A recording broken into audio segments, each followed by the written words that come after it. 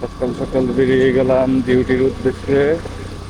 যদিও 1 ঘন্টা হাতে সময় নিয়ে বেরোইছি, ডিউটির আগে কিছু ভাড়াটারা মারার চেষ্টা করব। চলেন দেখা যাক ভাড়াটা কেমন কি হয়।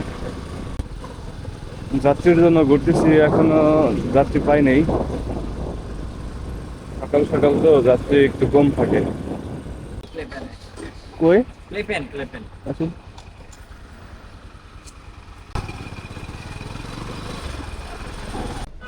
20 টাকা। 10 টাকা দিল। আলহামদুলিল্লাহ, প্রথম যাত্রীটা নামাই দেওয়ার পর দ্বিতীয় একটা যাত্রী পেয়ে গেলাম কেবলক থেকে। উনি কুড়িল বিশ্বর যাবে, 70 টাকা মেটানো হয়েছে ওনার সাথে। বাংতি দেন।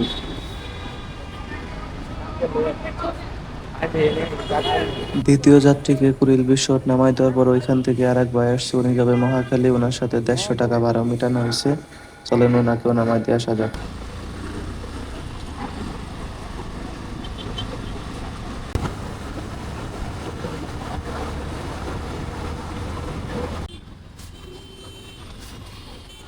এই ভাইটাকে মহাখালী নামাই দেওয়ার পর আমরা খালি গাড়ি নিয়ে চলে যাব, কারণ অফিসের সময় হয়ে আসছে।